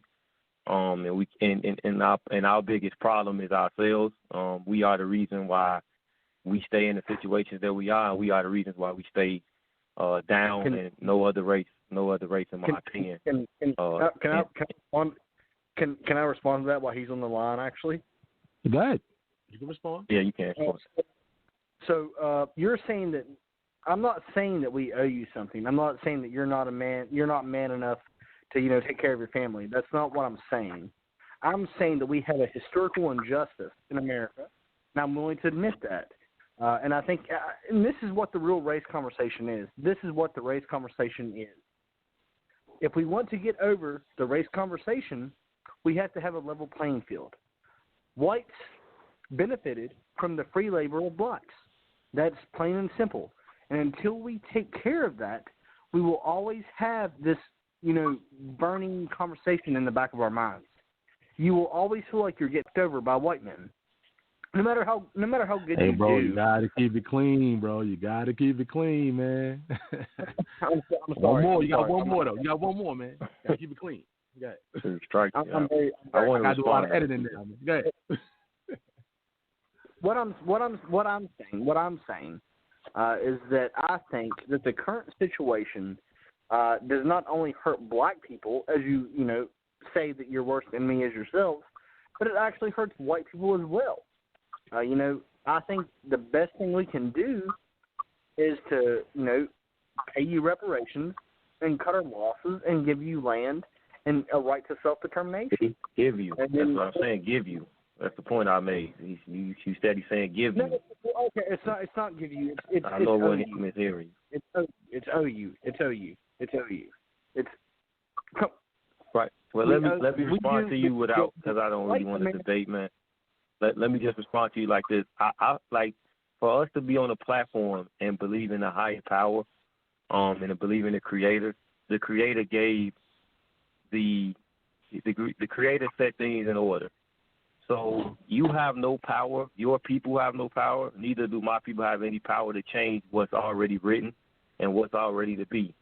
So what happened in the past is the past. Now, don't get me wrong. The things that happened in history that we could read about, as far as what happened to black people was being lynched and all those things, that definitely was not right. Those things, is not right and should never should have happened to us, to those people. But at the same time, a higher power had to set those things in order for those things to happen. I'll just leave it like that. So what I mean by today is we have the same opportunities that you guys have. Like if I want to be a cop, I can be a cop. If I want to be a doctor, I can be a doctor. If I want to be a lawyer, I can be a lawyer. You don't have to give me anything. You know what I'm saying? You don't owe me that. I owe myself that, and we as a people, we owe ourselves that. So our problem is not really you. You guys are not really our problem. Our problem is ourselves. I live in Chicago right now, where the biggest problem that we have in my city is gang violence. And if we had leaders and people put things in motion to steer this energy and this negative energy in the right direction, then this gang stuff wouldn't even be a big issue because our children would be going in the right direction. You don't see black veterinarians and black doctors and things of that nature because all we want to do is be basketball players and rappers. And that has nothing to do with you if we set our own stuff in order. We set our own things in order, then things can change. You know what I mean? So I don't really get into the whole you owe us or I got to look to you for help or none of that type of stuff. No, we can look at ourselves and we can help ourselves. So what I'm saying is that I'm not trying to give you a hand up. I'm not trying to help you. I'm trying to pay you back for what we owe you, not giving you free stuff. What we owe you. I think that blacks did benefit America, and that we can give you money for your labor as slavery. And I think that would be a good way to start the conversation. Well, that won't help us, man. I'll just be honest. I don't know about having anybody else think on here, and I don't know, money isn't going to solve any problems. The problem we have is mental. Our mental is not right. So you can give somebody $50,000, $100,000 if their mental isn't right, and if their mind isn't right, they'll take that money and they'll run away and buy Cadillacs and go find a way to get in debt and all that type of stuff, and then they'll fall short. They'll fall right back in the same place, and they'll have their hands back out looking for another $50,000, and then you'll be looking at them like, I'm not giving you 50 more. Let me jump in on this real quick. Hold on, guys. Hold on for a second, guys. Hold on, Zach. Hold on. Yeah, Black Jesus. Go ahead. Yeah, Black Jesus. Okay, yeah. Now let me. This is Bleedo that's talking, right? Yeah. Yeah. Okay. All right. Now listen, bro. If somebody had a Mack truck and they accidentally, fell asleep at the wheel or was drinking or drunk driving or whatever, and let's say they crashed into your car and killed some of your family members or whatever, or let's say they smashed into your house, bro.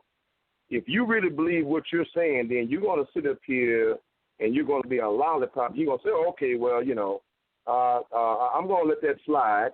I'm not going to, file a lawsuit or file an insurance claim to restore have my house restored, or to compensate me for the loss of one of my loved ones, bro. That is absolutely, just straight up ignorant, bro. Okay. The Bible tells us, brother, and you say that you're a Bible believer, if I understand correctly. The Bible says that we are to do justice and execute judgment, bro. That's all throughout the Bible. Do justice and execute judgment. It doesn't say, well, don't do justice and execute judgment if it's 100 years ago, 300 years ago. It says execute justice and justice and do judgment. All throughout the Bible, brother. Okay? Now, so again, brother, as black people, we were denied the fruits of our own labor for more than 300 years, almost 400 years. Okay, our families were separated and divided and sold. We were denied to own land. We were tortured. Emotionally, physically, and all of that trauma is in our genes, brother. Whether you realize that, know that or not, bro. It's still in our genes to this day.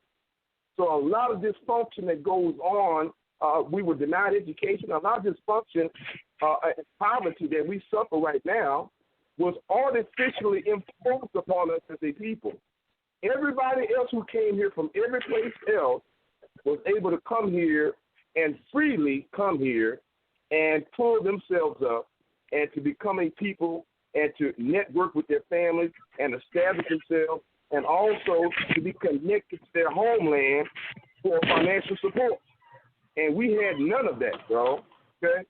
So therefore, if you are a believer in the Bible, man, you got to stop this damn madness, bro, and borderline coonery, talking about, we don't need to be compensated for slavery. That's asinine, bro. Okay? Because the Bible says, I'm almost finished, bro. I'm almost done. Okay. Let me give you a Bible concept in the scripture, brother, and I'm gonna shut up. Okay. Ezra 7:26. You can let me know if you're a Bible believer. Okay. Ezra 7:26. And whosoever will not do the law of thy God and the law of the king, let judgment be executed speedily upon him, whether it be unto death, or to banishment, or to confiscation of goods, or to imprisonment. So this is consistent with the Old Testament and New Testament, that we are supposed to do what? Execute justice and judgment in the world. This is our job. Even if it's to the confiscation of goods, if you've done somebody wrong, you got to pay. You got to pay for what you've done. Okay?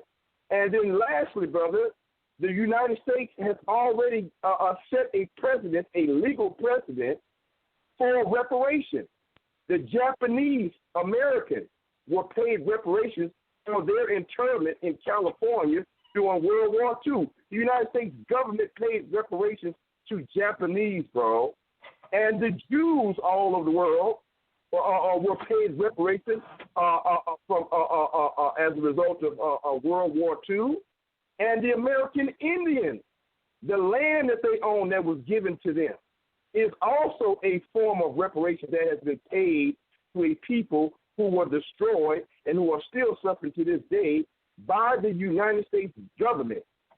Anybody who sits up here and wants to turn away from reparations that are owed to African Americans who are the descendants of slaves here in the United States of America, knowing that the United States government has already set a legal precedent by paying reparations to the Japanese, to Jews, and to the American Indians, you got to be you just got to be something, out of this world, bro. You got to be absent-minded, bro, and weak to sit up here and turn away what is due to you that has been paid to other races of people, bro.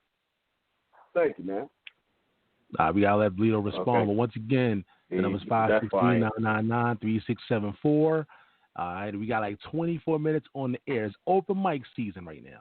Okay, Bleedo, you can respond. And yeah, that's really why that's why I really didn't want to open up this channel or his energy, but I did. So since I did, I'm gonna go ahead and just finish speaking on it. So basically, to address what you said, the first point that you said was that somebody was to hit a house or whatever, and you wouldn't make an insurance claim. Well, first of all, you have insurance for that. Okay. In slavery, there was well, from my little studies or what I've done about it, there was no contract. Okay. They were taking slaves, or slaves was being taken, or whatever it may be. There was no contract, okay? So where there's no contract, there's nothing owed. There's nothing written in stone. Now, as far as the Bible goes, the Bible, if we want to use that as a contract, that Deuteronomy 28 that a lot of Hebrews like to go to and use, that talks about being cursed or being a cursed people, it clearly shows you that if you didn't follow that law, which you just brought up in Ezra, that you were going to a land and be a captive in this land, okay? So now the Creator that you believe in, with the Bible, is the reason why the so-called black people are in the conditions of state that they're in, because of what? They didn't obey the Creator. They didn't obey God, right? Now, I said that it starts with us. The reason why I say that, if you even read the Bible, it'll tell you, even when Rome was in power and Jesus was killed, or whatever you want to call it, the Bible clearly tells you that he came to his own and they rejected him. So, of course, when I speak spiritual language or I talk on another level, you're going to call me a coon, because that's the same thing that most Israelites would do to one who speaks truth. One that is a true prophet is looked at as a coon, because he's going to point the fingers at them. He's not going to point the finger at any other nation. He's going to go to his own, and he's going to speak to them. So I'm not going to back down from what you're saying, and I'm going to tell you that nobody owes you anything. You owe yourself something. If you love your people, then you go to your people. You don't go and say that we need reparations when you can create those things for your people. You have every opportunity to do all type of businesses now, non-for-profit, and all these different type of businesses that you can start and give back to your people. You don't have to be a preacher and just walk around with a Bible and say this and that. If you want to give back to your people, you can create something for your people, and you can give to them freely. The book also says a cheerful giver will give freely. So looking for somebody to hand you something to fix your problem ain't gonna do it, and money definitely not gonna do it. So that's another thing. You guys worship money. You think money is gonna fix everything. If they give you $100,000, oh, the problem's fixed now. No, the problem's not fixed because your mind isn't right. So until you get your mind right, nothing will ever be fixed. I don't care what they offer the so-called black people. It's not going to fix anything. You're going to have a better neighborhood, and guess what's going to happen? It's going to get tore down. Like I said, I'm in Chicago. They moved all the people out of the projects into the suburbs, and if you go to the suburbs now, it's still destroyed. And as a Hebrew Israelite, you should know, because you would say the curses will follow you. Wherever you go, the curses is going to follow you. You know what Israel is because the curses is following them. So how are you on here talking about somebody giving you reparations when you don't even, when you believe in a book and you telling people that the so-called black people are the Jews and they curse? Y'all don't make no type of sense. Bleedo, if the government decides tomorrow, the United States government decides tomorrow to pay African Americans reparations, are you going to turn it down? I'm not going to. If they give me money, like if they gave it to me like in the form of a stimulus check and things of that nature, no, I'm not going to turn it down. I'm going to take whatever they give me. Thank you, brother. Argument over, bro. It's still not going to check. Now, ask the next question. Once they give it to me, hold on. Now, once they give it to me, hold on. Let Bleedo explain. Yeah. Once they give it to me, then what changes though? What changes? Your financial status, bro. Okay, but no, I'm talking about. But what? Okay, so my pockets, but what changes as far as black people, as far as the mental of black people, as far as the mind state of black people? No, listen, I don't want to talk about the money part of it. Let's leave the money part. They give me money. So what changes mentally with the black people? That's what I'm asking the question. He said that that we are owed land. The brother came on here and said that we are owed land. Really didn't too much talk on money, but he said that we are owed land. So now we get land and money. Now what changes is what I'm asking you. Who do we follow? You know what? With you, brother, probably nothing's going to change. But with somebody who got some goddamn, some damn sense, they gonna take that money and that land, and they gonna make it do what it do, bro. Who are they? Who are they? In other words, what you're saying is it's going to handle the financial aspect of things, but as far as the mindset of our people, that's not going to change that. That's what you're saying in a nutshell. Exactly. They gave a stimulus check to some people with $5,000 to $6,000, and the money's gone already. They didn't invest the money. They didn't turn around and do anything. They didn't turn around and do anything with the money. They gave it to them, and then they bought what it is that they wanted. So if you're saying that these slaves or these people in history are owed this for their blood, sweat, and tears for what it is that they had to go through, and you just handing people money because you say, oh, we owe you this, but you have no plan behind it, then you're just giving people money for them to do whatever it is that they want to do with it. And what's going to happen? These stores are going to know, hey, we gave black people $40,000. Hey, we're going to put this car on sale. We're going to put these shoes on sale. We're going to put these clothes on sale. And guess what black people are going to do? The same thing they did with the stimulus check. They're going to go spend it, and then they're going to be broke in about another month or 2 or 3 months or whatever. And then what? Now what happens? You get paid your reparations that you feel like you owe, and now that you gave it right back to the people that gave it to you, then what happens? You're still killing each other. You're still living in poverty. Your children still got to go to public school. Your children still have this is what I'm talking about. Everybody that talks about this never have a plan of, okay, if we get this money, this is what we're going to do. Some people need psychological help. Some people seen their brother murdered in the street. So what they're going to do with their money? They're going to go buy guns. They're going to go buy bullets. They're going to retaliate. Bleedo, what you going to do with your money? Nobody talks about this. Bleedo, what you going to do with your money? What you going to do with your money? What you mean? I don't talk. You talking hypothetical. I'm not giving. Bro, come on now. Are you going to blow your money like you sitting here complaining about, or are you going to be intelligent? I don't never blow my money. Bro. I don't never blow my money. And you're going to deal with the money correctly, even though some people may blow their money, and you're not going to turn the money down. If you come to Chicago, bro, and come sit down and talk, you will see what I'm doing, bro. I don't boast. I don't brag. I don't tell people what it is that I'm doing. I don't show my hand. I don't have to do none of that. But if you want to take my number down, or you want to what it is that I do, how I give back to the community, and how people know me and stuff, like, we can definitely sit down. We can do that all day. Because I do a lot.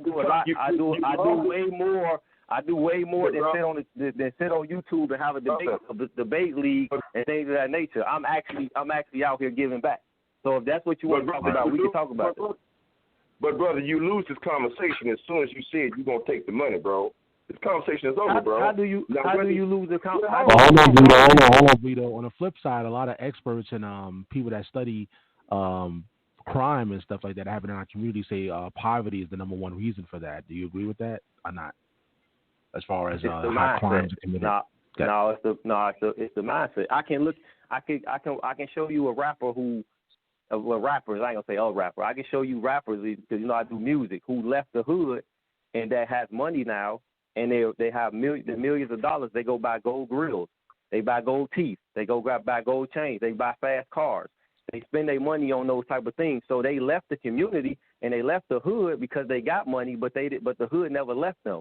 So mentally or their mentality never changed. The money doesn't change nobody. You can, and a lot of times you can see that. You took the money, Bleedo. You took it, Bleedo. It's not about. I said if it's given in a form like a stimulus check, and they put the money in your account. I pay taxes. I go to work, bro. So and at the end of the day, if I pay taxes on my money and they say you're owed this money, I'm gonna take it. What I'm gonna do? Say, let me send it back to whoever it is. You took the money, bro. You took it. What does that mean, though? How do you saying? Let's let me understand this. How do you saying that if I'm giving? Hold on. Listen to what I'm saying. Listen to what I'm saying. Yeah, I gotta go to Ahmayan after this, so hurry up. Yeah, after this. How do you say? Okay, let's say for example, right, I'm financially good, right, and the government say we're giving you $1,200 stimulus check, right? Okay, I technically don't need the $1,200 because I'm financially decent, but they're giving it to me, so I take it. So what does that mean though? Like I'm trying to understand. Like what are you saying? How does that mean that because I'm saying about reparations is not going to change anything? How does that change what I'm saying? All that you're saying and the negativity of and the rejection of reparations and don't nobody owe us nothing. At the end of the day, you have just said that you're gonna take it. That's the end of the discussion, bro. Because if you're really true to what you're saying, you would say, no, I'm not going to take it. But you're going to take it, bro. I'm going to tell you the truth. I'm not going to lie to you. I'm not going to lie to you. I'm going to tell you the truth. So, but you're telling two different things. Either you telling the truth, and you're saying Right. two different things, or you lying and No, you're telling the truth?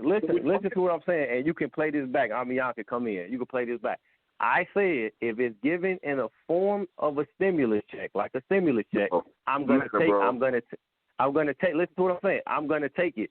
So when you say that they're giving reparations, how are they gonna pay it? How are they gonna give it to you? How are we gonna give it? Where's the guy who said we owe this? How are they gonna give it to us? Are they gonna give it to us like a stimulus check, where they saying, hey, here's $60,000 tax-free money, we're just gonna give it to you? That still doesn't negate my argument as far as it not changing the mental or the mentality of the people, bro. That's my whole argument. Isn't about the money. My whole argument is about the mentality of the people. You're saying that if they give it to us like that's going to be God raining manna from the sky and we're going to eat it and we're going to live forever. That's not what's going to happen. You're going to get the money. I'm going to get the money, or whatever you want to say. I'm going to spend the money, or whatever you want to say, and the mindset of the people is going to stay the same, bro. That's my whole argument. So you can sit there and say, I got you by you saying you're going to take the money, blah, blah, blah. Money is money. I work for money. You're done, bro. You got, bro. I didn't get got. Hold on, I got to bring Ahmayan in this. Interesting conversation, though. Reparations, I'm telling you, man. 563-999-3674. This is Debate Talk View right here on Blog Talk Radio. Open mic session right here on Debate Talk View. We only have like 13 minutes left in the air, and I'm going to make sure, listen, don't go nowhere, fellas. I'm going to get all of y'all last words, final statements, things of that nature. And I see 510. I see you standing by. I'm going to get to you. But Ahmayan, you can chime in, man. Go ahead. Hey, all right, thank you, Sal. I don't know, is that guy still online, Sal? No, he called his call. He left. Yeah, he left already. Okay, all right. I was gonna ask him, did he believe in the Bible? Okay. Anyway, let me speak to the situation that's at hand with the money. Then, the Bible teaches that it says that money answereth all things. This is what it says, and it says that money is a defense as well. There is use for the money. I think Bleedo is kind of like generalizing, like there are going to be some black people, so-called black people, that's going to do something wrong with their money or not being wise with their money, but you're going to have others that's going to be wise with their money. I think this conversation needs to be had once they mandate that they're going to give up the money. I think before that, the conversation should not be had to this point. You know what I'm saying? We already don't put out there that we need reparations, and now that they know, I think once they say they're going to give it to us, then we should. I think at that point, black people are going to organize themselves and then put a plan together to use that money once it comes. I don't think it's going to be something where once they decide they're going to give us this money that we're going to be reckless. All of us going to be reckless with the money. I think we have learned from the past that we cannot continue to operate that way as a whole. There's always some bad apples in the bunch, but I think the majority of black people, if that was told us we're going to get reparations, we're going to organize ourselves and use that money wisely, especially those that believe in the Bible, as it says that money is a defense. And money answereth all things. I think, Bleedo, I think the point that you're missing, Black Jesus is saying is that once you accept the money, he's talking about not some money that you pay taxes on. He's not referring to that. He's talking about the reparations. He said he's asking, are you going to receive the money for the reparations? Once you take that money, he's saying that the argument is over because you're arguing against it, but yet you are taking the reparation money. Is what I think Black Jesus is saying. Now, clearly, I do believe that our mind state needs to definitely be changed, and coming back to our God, that definitely has to happen. But at the same time, we cannot negate the money as well. Yeah, I think we need both. We need to get our mind right back to our God, and we definitely need the money to come out of the condition that we're in these ghettos and slums.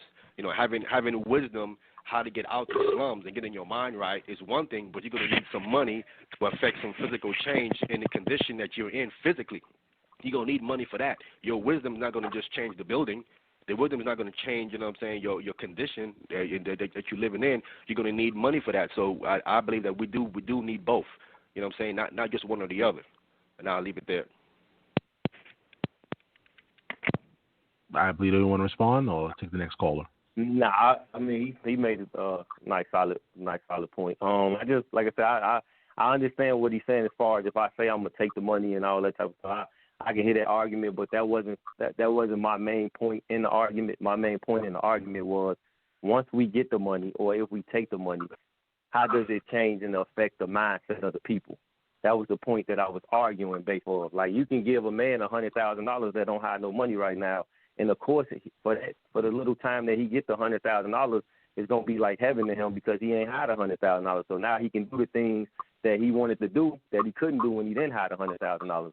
But that still doesn't negate the point that I was making as far as, having money doesn't change the mindset. As long as you give a person money and they get it and they go do whatever they want to go with it, and now once they don't have it again, now what happens from there? And that's the point that I was making was a good point as far as like if it comes to that point, then you sit down and you talk about what it is that you may do with it as a community. But we don't even have a community. We don't even have leaders in a sense. So it's like it's just so many different levels, man, to that conversation. So when he's speaking to me about taking the money, he's speaking to me as an individual. He's not speaking to me as a collective group or a collective organization. So, of course, I'm going to speak as an individual and say, yes, I'm going to take the money because they're going to give it to me individually, and I don't have nothing on. Nobody can tell me what I have to do with it, what I'm going to do with it, or what I ain't going to have to do with it. So who wouldn't say that they wouldn't take it, even if you arguing for or against it? You're going to take it as money at the end of the day.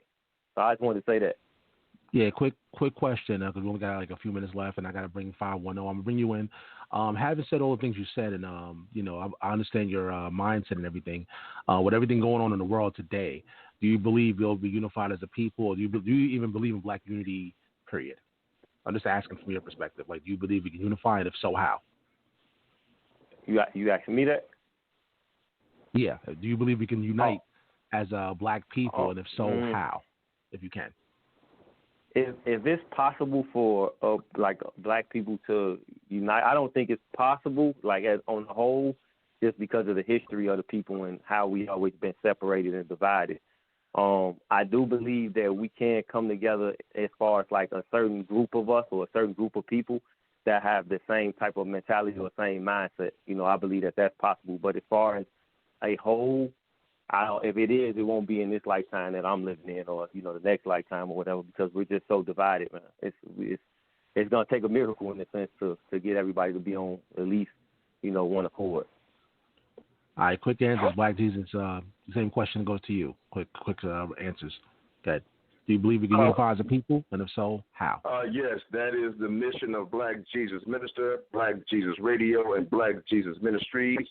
Is to unify our people spiritually, because as a black people, we are the original mothers and fathers of humanity, the original image and likeness of God, and spiritual connections with our Creator is very important to us, and spiritual identity is very important to us as the original man and original woman. And I have successfully argued for 8 years that we are all worshiping the same God, essentially, and that all of our different denominational faiths and spiritual traditions all come from the same imminent source, and that being the people of the Bantu Pygmy Twa and African monotheism. And as I have revealed and continue to reveal this understanding to our people, this will bring us together spiritually, because spirituality is so important. It's part of our DNA. And from that point, then we will be able to be unified and work together and receive reparations and work together and organize that our reparations will work and benefit for all of us, and that we will be a united people. That is my goal, and that is going to happen, and it is happening now, brothers and sisters. Because Black Jesus Minister is a Christian, a Pan-African, an Israelite, Kemetic, a quasi-Muslim. I am all of it, brothers and sisters, because all spirituality comes from Africa and African monotheism, and we are an African people all over the planet. All right, let's go to Ahmayan in 530. I see you. 856, I see you. 510. You're off the queue. Just press number 1 again if you want to join us. I'll go right to you because you've been waiting for a long time. So 510, if you're out there, if you press number 1, I'll bring you in right away. I apologize for the wait. But Ahmayan, same question goes to you. Go ahead. All right, thank you, Sal. I do believe that we could come together, so-called black people. Everything starts with a belief. You have to first believe that it can't happen. Without a belief, you don't have nothing. Nothing is going to happen. So we know belief is first. Out here, where I am in Los Angeles, I know one thing that brings black people together is tragedy. When that brother died from the 60s script, out here. It's mine. I'm forgetting his name right now. It's slipping my mind. When he died out here, all the gangs out here came together. All the rival gangs. I mean, these guys was murdering each other. When that brother died, they all came over into his hood and they marched together hand to hand. These guys right here are like murderers, and they murder when they see each other on sight is murder. When that brother died, they came together. They put all that gangbanging down, and they came together for that time, and they marched together as in unity out here in Los Angeles. So once I saw that, you know what I'm saying, I know that it can happen, but it seemed to happen only in tragedy. It takes tragedy for black people to come together, and you know what I'm saying, these guys are definitely on some money tip as well. They're about some money as well. So if money is in place and we have a plan in place that makes sense to the entire community, black community as a whole, where we see everybody can prosper from this particular plan, I think it can be done. You know what I'm saying? So I do believe that we can come together as a so-called black community. All righty, family. I got to get the rest of these calls. We only have like 3 minutes left on the air. What that means is if you're listening on social media, if you're listening on Blog Talk Radio, we're going into the overtime part of the show. We're going to pretty much wrap it up there real soon. I just want to get some more of these callers that's standing by. You're going to have to call in to hear the rest of the show, though. The number's 563-999-3674. Again, if you're listening on Blog Talk, if you're listening on social media, once the time runs out, the only way we can hear the rest of the show is by calling in. 563-999-3674. We're just going to take some more callers, and after that, we're going to get some last words from all the special guests. Once again, I appreciate all of you brothers that called in and made your comments on these various topics in the open mic show. We appreciate you. Let's go to 530. You're live. 530. Good. Greetings to the brothers. This is B.A. Ben Abraham out of Sacramento. What's the word? Hey, B.A., what's going on, brother? Greetings to you, Sal. Much love. I do agree with the brother Bleedo as far as when it comes to our people uniting as one. I don't believe it would ever happen in my lifetime, but I do see that some of us can come together and set our differences to the side for the better of our children. Now, what really disappoints me is Ahmayan and Black Jesus Minister, and I'm gonna tell you, when Black Jesus Minister, you know, you're a brother of mine. We talk a lot. This is not a personal strike issue. But I disagree with you on this. What's your statement you just said a little earlier? When it comes to Ahmayan and to the brother BJM, they said they believe that all black people will come together, and these are two individuals who subscribe to the Israelite paradigm. And according to the Israelite paradigm or the belief, the scripture says the Most High has said Himself, "I will curse you to bless you, and I will rejoice over you to curse you." So we see in the curses, this is what's going to happen. The Most High said Himself that I will restore Israel, nobody else. So it's one thing to want to see our people unite, but according to the Israelite paradigm or the Israelite belief, we know that's a wet dream because the Most High said that He will do it. So that's why it stands. Now, when it comes to the overall reparations, that's also a wet dream. It's not going to happen. And if we were going to get the reparations, we shouldn't have gotten it already. I don't know why there's a lot of people, and I'm surprised because on social media I see a lot of Israelites drinking the Kool-Aid, believing they're actually going to get a piece of some money from this government based on they feel like they're owed money from slavery. It's not going to happen. It's a wet dream, and we have to get to a point for people to work. Jumping real quick. The reason why some of these people believe it because they're actually having these conversations in Congress and stuff like that. So, and I'm pretty sure you've seen those things too. So once they see that happening, they feel like it's going to really go down. But go ahead. Yeah, and you know what? And that's true because I have noticed it. But like I said, it's a wet dream. Personally, it's not going to happen because reason being, let's look at it overall. As a people, this system has continuously showed they don't care about us as a whole. I mean, now you have opportunity. There are opportunities out there overall for our people, but they're not going to give all of us that type of opportunity. They're not going to just throw money at us like that so everybody can get a piece of something and do anything. No, that's not how it works. The system only works, and how it works is it only goes to certain people, certain individuals who are willing to fall in line and play by the rules of the game. But that's all I want to say. Like I said, I wasn't really trying to negatively critique the brothers. It was just more so just to point some things out that they may not be aware of. I'm totally against this unifying of black people. As far as when it comes to, let me rephrase my words. I'm all for our people coming together, but based on the behavior and the characteristics that I see, I don't believe it's going to happen. Like I said, I more so believe Bleedo. I believe some of us can get together and link up and do some things, but as a whole, according to the Israelite faith, it ain't going to happen. Hashem is going to do it. With that, Sal, I'm out. All right, that's Brother BA. I'm going to let you guys respond. Hold on, guys.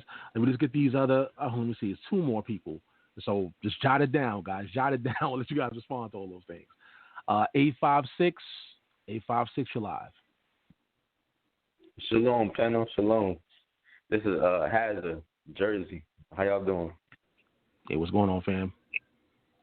No, I agree 100% with what the glass caller just said, BA. Everything he said, I was like, dang, I might as well not even press one because he took all the words out of my mouth. Nah, it's cool. We like to hear from everybody. We like to hear from the people. It's all right. Go ahead. Right.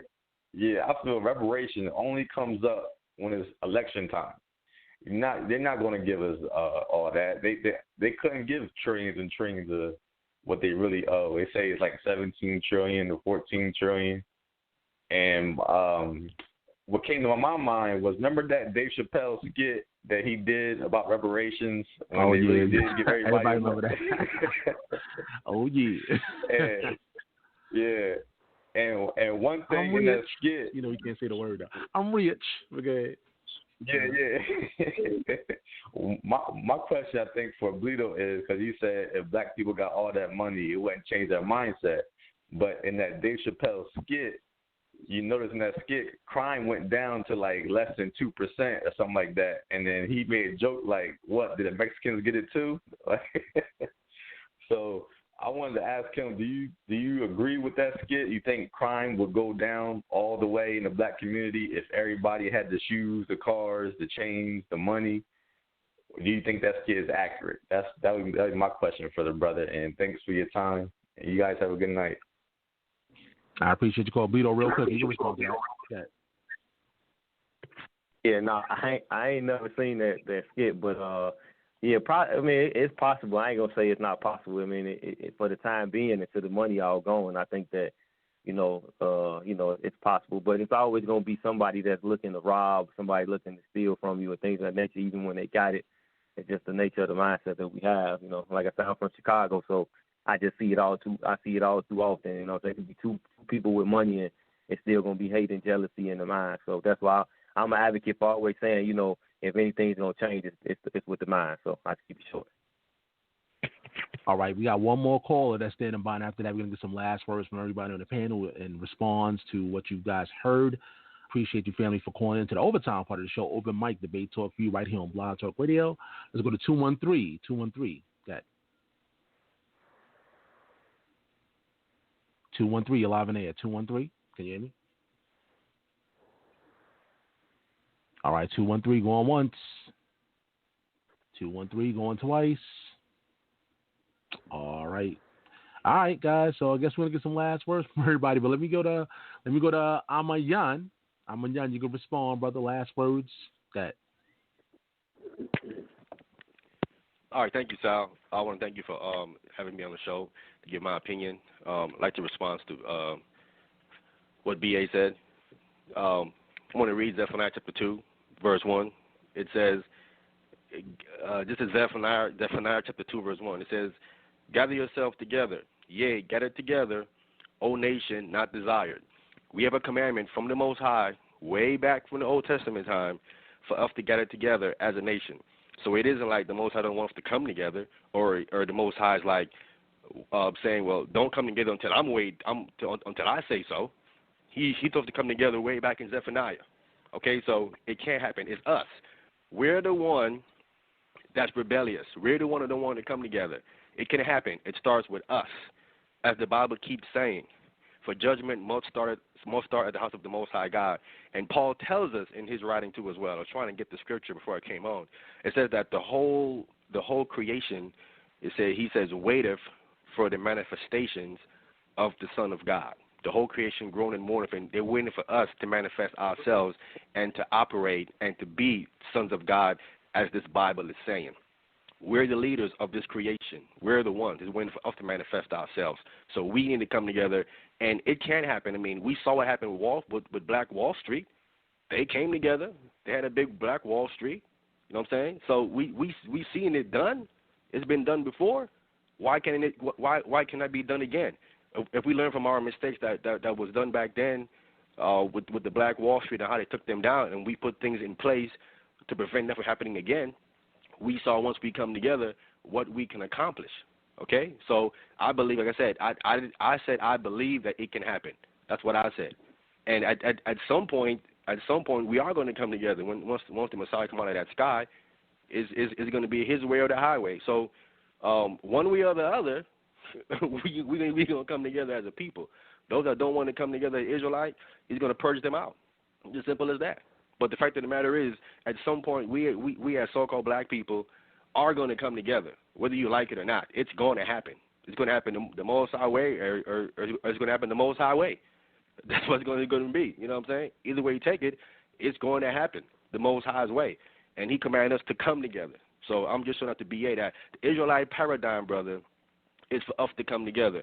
We're not together because of petty doctrines. Brothers are fighting over petty doctrines and positions, and they want to be over this and they want to say that. That's why we're not coming together. But we can come together. You know what I'm saying? I know for a fact that the body of Christ, they together. Whoever they are out here, the body of Christ, they together. You know what I'm saying? Because they exhibit that love. They love each other, so they together. So we do have groups of people out here, and I call them the body of Christ. They are together. They're not divided. So we in some packages and groups we are together. In some other packages we're not, because we divided when it comes to this belief system and doctrine. But sooner or later, it's going to happen. So the guy that came on earlier, just the so-called white guy, because he is so-called white. He's not white. You get a white T-shirt, put it to him. He's not white. That's why Hebrew Israelites, we say so-called white, because they're not white. I want to ask him if he believed in the Bible, because according to the Bible, if you steal a man and you sell him, it says that person is supposed to die. So I know this nation was founded on the Bible. So if they do believe in the Bible and they saying this stuff, you know what I'm saying, according to what the Bible says, they should die. And as far as the land here in America, they came here. At this point, they should go back where they came from and give the land back to the people who was here indigenously first. We know there was black people here in this land indigenously before the so-called white man got here. Okay, so we was actually here in this land before he got here. Okay, so if anybody got to leave or get land, if anyone got to leave, it's got to be them. They the one that got to go. Okay, and if they believe in the Bible, then apply what the Bible is saying for them to do. Either y'all die or y'all pay double. Okay, now we know that they're not going to pay double. They ain't got enough money to pay us for what we went through, and I believe that they're not going to do it. You know what I'm saying? I'm not against them paying us, but I believe that they're not going to do it, because I think the reason why they even shot Dr. King was because he was preaching economic inclusion. When he started speaking economic inclusion, for us to be included in the economic as far as wealth is concerned, that's when they shot him. Okay, so anyone, black community, that's talking about raising our level of wealth in this country or having wealth, not just riches, because riches can be lost. I'm speaking of having wealth, generational wealth that can pass down to your generation. If we talk about having wealth as a black community, that's the issue that they will have with us. But my last point is that it can happen. We all got to come back to the laws, statutes, and commandments of the Most High and believe in the Messiah. And through him, all things are possible through the Messiah. And with that, shalom. All right, that was Ahmayan. I appreciate your last words, and I'm going to leave his information in the description box for those who want to reach out to Ahmayan and all the special guests on the panel. If y'all want to reach out, y'all can. Just go to the description box. I'm going to leave that information later on. But let's go to Bleedo with his last words. Go ahead, Bleedo. Last words. Yeah, okay, my bad. I was had the phone on mute. Yeah, basically I enjoyed the convo, man. It's been a nice little minute for me being on Debate Talk for You, being in conversations like this. Definitely enjoyed the dialogue, enjoyed even the disagreements or whatever. I just want to make a point as far as the whole reparations and then the whole thing with that as far as like when it comes to the Bible in a sense, man. I think that a lot of times, you know, us as Bible believers, if you want to call us that, or, you know what I'm saying, Bible readers or whatever, we tend to keep the Creator out of what's going on, especially when we get in our flesh and we say things like we are old and things of that nature. You know, when the Bible say, you know, a father is, you know, basically responsible for his sin, and the son is responsible for his sin. And, you know, when it comes to slavery and things being done, the Creator had to allow these things to take place. You know what I mean? So I think more so my angle is always going to be mentally, because I know that that's where the Creator dwells and where the text teaches that Christ dwells within man.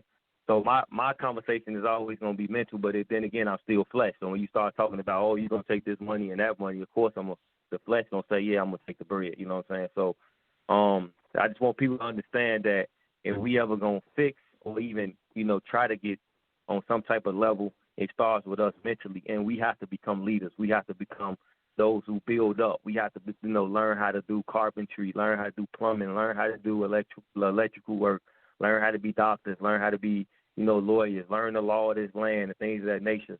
And then we can begin to teach our children these things, and then our children can begin to grow and have understanding of how to do certain things and how to create and run certain things, you know. And then I believe that that would change, you know, as far as the black people and as far as the people in this nation. Then it, you know, it's a possibility. But until we basically take responsibility for our own actions and our own, you know, way of doing things and the decisions that we made to put us where we are today, things will never change. You know what I mean? So I just wanted to say that. Hopefully, you know, Sal, you have me back, you know, in another open panel or even a debate. Still looking for a debate. Of course, man. Of course. Yeah, looking to knock off some cobwebs on the debate, man. I ain't debated in a long time, so hopefully I can get a debate some soon. And I want to say peace to everybody. And again, I thank you for having me. And y'all have a good night.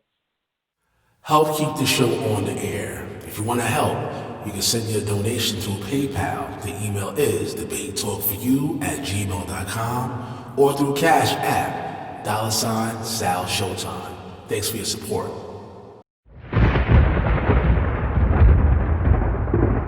Don't touch that dial. You're now listening to Debate Talk Radio.